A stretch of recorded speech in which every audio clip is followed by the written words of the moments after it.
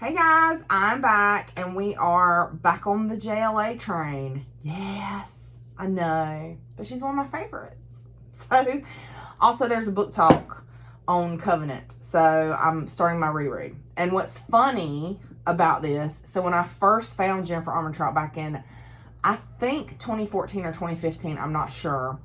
And the reason I say that is because I read Lux first, and I don't think Lux came out until 2013, 2014.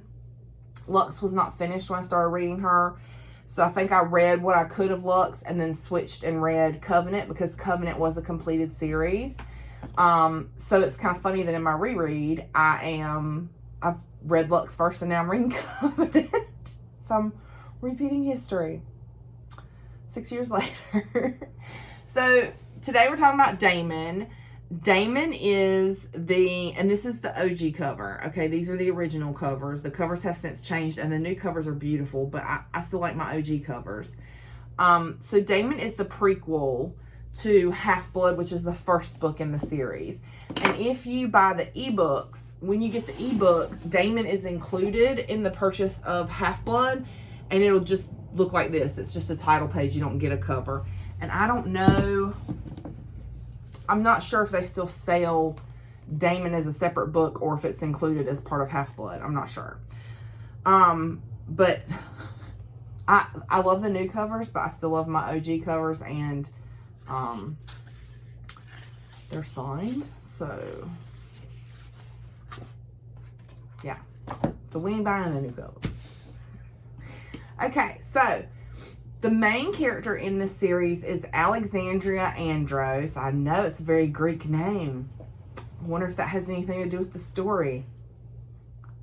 It does. And Alex is 17 years old.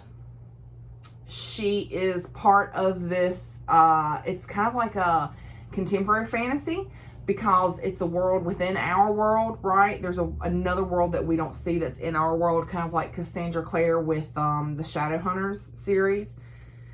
Or Bridget Kimmerer with A Curse So Dark and Lonely. So she and her mother are on the run from the community.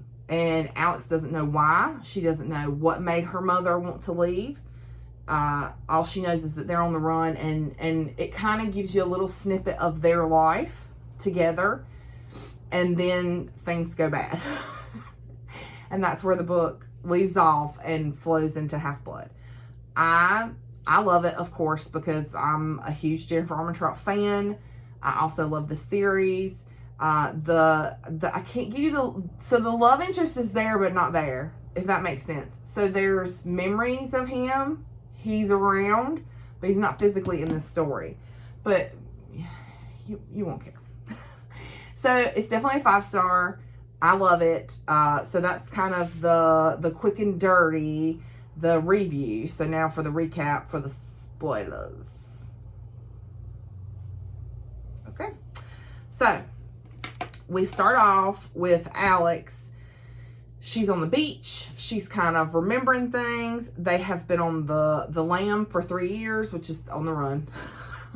So since she was 14. She was supposed to be passed over for being a guard. Like when it first starts off, she's being examined basically by all the elders in the community, the hematoi, which are the pures. So the book explains it. The hematoi, so the gods had children with mortals, and those were the demigods, right? They were half gods. The children of the demigods are the hematoi, or the pures, right? Because they're considered pure blood. And then if a hematoi mixes with a mortal and makes a half-blood, then you get a half-blood, which is what Alex is. And so because Alex's mother was a pure and part of the community, Alex had to be examined by the councils to decide, was she going to be a servant or was she going to be a guard? So the guards and the sentinels are the ones that protect the pures and protect the communities. Okay. So they're examining her, and the minister is like kind of mean and like pinching her and saying, oh, she's so scrawny and so bony. And then Alex kicks her in the shin, and they're like, oh, she's got a little fire in her. Let's make her a guard. So she actually does get to go to training. So she's a half-blood, or a mix of pure and mortal. Her mother is, like I said, the pure blood. Her and Alex and her boyfriend Matt are making out on the beach, right? Which you'd think would be very romantic.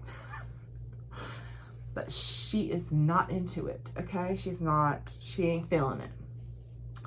So he makes a move, and she's like, no, She's still kind of in love with, or has a crush on, this person from the community. And all we know is that he must be very hot, and he has dark, wavy hair and gray eyes. So he's like, I don't even know anything about you, and it's because her mother felt like the less anybody knew about them, the better, because they've moved around a lot. This is like her fourth high school or something. And so she finally tells him, like, oh, I was born near Bald Head Island. And he's like, oh, see, that wasn't so hard. And they're kind of, nuzzling and that kind of thing. And then 2 dudes show up. Yeah. And they're, like, giving her boyfriend a hard time and, like, talking smack to her, like, just being gross, okay? And one of them reaches for her, and she puts him in the sand. Because Alex was being trained to be a guard, so Alex knows how to fight. The other one rushes her. She knees his face. He ends up in the sand.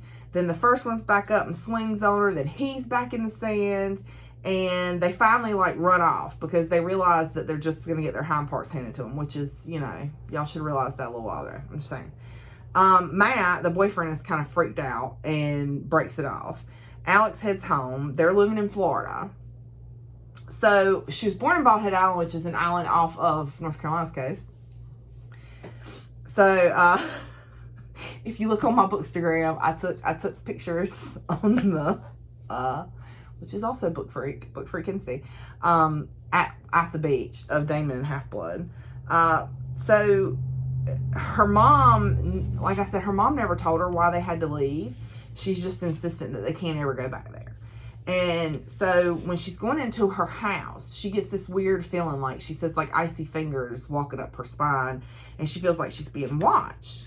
And her mom, I guess, is kind of loyal to the gods. Like, she keeps a bust of Apollo. These are the Greek gods. She keeps a bust of Apollo and puts a bay leaf wreath on his head every day. So, anyway, the purebloods, the hematoi, can command the elements.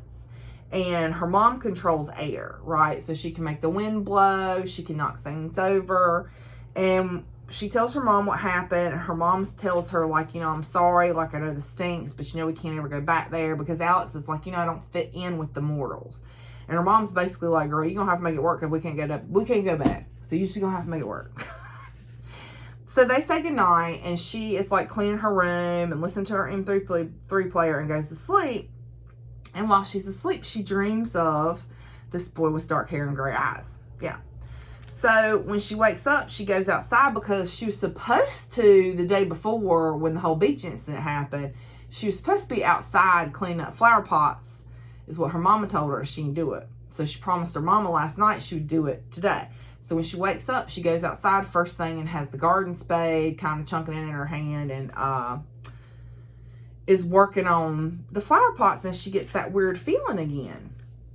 So the demons, which is spelled Daimon, the demons feed off of the ether or the life force of the gods that is in the blood of the pures and the half-bloods.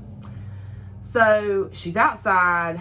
She sees a demon. She goes running inside to tell her mom, finds her mom on the floor with a demon, holding, with his mouth on her neck and blood everywhere. And her mom's hand is kind of like clawed up to the ceiling. And so the demon looks up, sees Alex, goes running for her, impales himself on the garden spade. The garden spade apparently is titanium, and titanium kills demons. So she goes for her mom, but there's no response. And, she's just kind of like,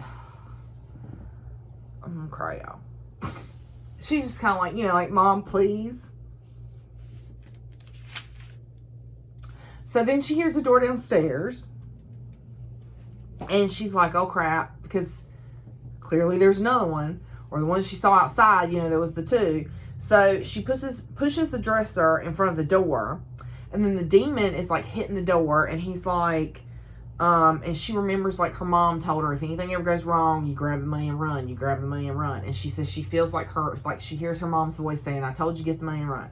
So she grabs the money. And the demon kind of like halfway busts through the door and is like talking junk. He's like, I'm going to kill you. And so she grabs the lamp and like clocks him in the head and jumps out the window and runs for it. So she makes it to a gas station and kind of starts to clean herself up a little bit. And she heads for a motel and pays with cash. And every day, whenever her time is up, I guess, the manager comes by and she hands them cash for the next day. Because she's a 17-year-old girl who just lost her mother, who was the only person she had, right? So Alex is understandably like shaken and kind of in shock and grieving and just like she's not bathing, she's not doing anything. She's just kind of sitting around in her feelings. And so after 3 days, the manager tells her through the crack in the door, he's like, I mean, he's not ugly. He's actually being kind of nice. He's like, look, I don't know what kind of trouble you're in, but this is not the right place for you. You need to go back home. And she's like, she doesn't have, you know what I'm saying? She doesn't have a home. And so then she starts thinking, well, I could go back to the Covenant, but I don't know what'll happen. Like, I don't know if I'll be in trouble. And so she decides she's going to take a cab to the airport. So the next day she takes a cab to the airport. She catches a bus to Nashville where there's a Covenant community. So it's a protected community where the Pures live. She's unable to shower and has to get on the bus stinky. The first transfer is in Orlando, so she is able to like clean herself up in the sink in Orlando. And then the next stop's Atlanta before she goes to Nashville. So while she's in Atlanta, because she had like a several hour layover between buses, she goes to the vending machine and gets, you know, a bottle of water and some chips, and she's walking around outside because she's been sitting for hours. Because I don't know if I haven't ridden on a bus, okay, but I have looked at bus schedules before, and they take way longer than driving in a car or taking an airplane. Like, you know, if it's a 6-hour trip on the bus, it might take 12. So she's been sitting for a long time. So she is walking outside, and these two dudes come up and try to rob her. And she's just like, screw this. I'm not having it. I ain't the one. This ain't the day, and I ain't in the mood. Kind of thing. So she's telling them, she's like, well, if you want my money, reach in my pocket and take it.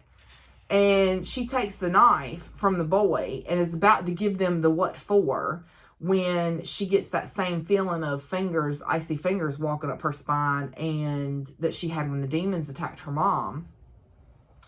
And she actually tries to warn the two dudes. She's like, you need to go. You need to run right now because they will kill you. You need to go. And the guys are like, yeah, okay, whatever. Just give us the money.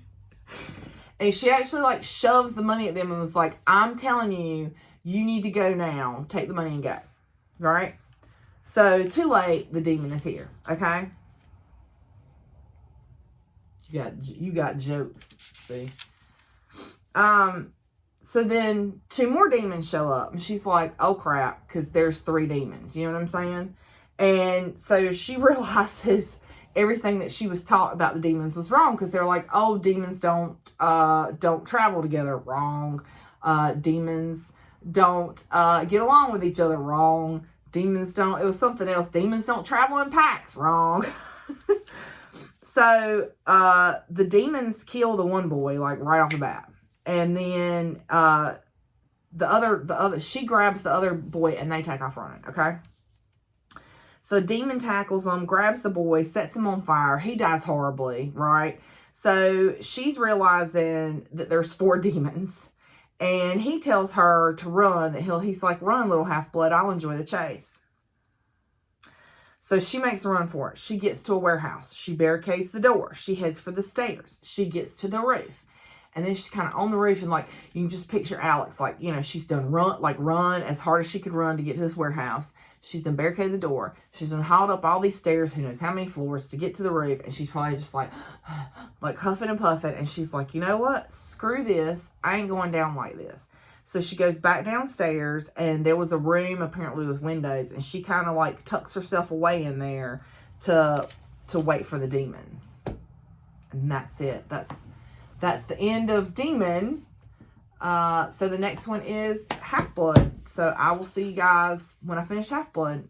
Again, Covenant series by Jennifer Armentrout. It is available on Amazon, indiebooks.com. So any of those. All right, thanks guys. Bye.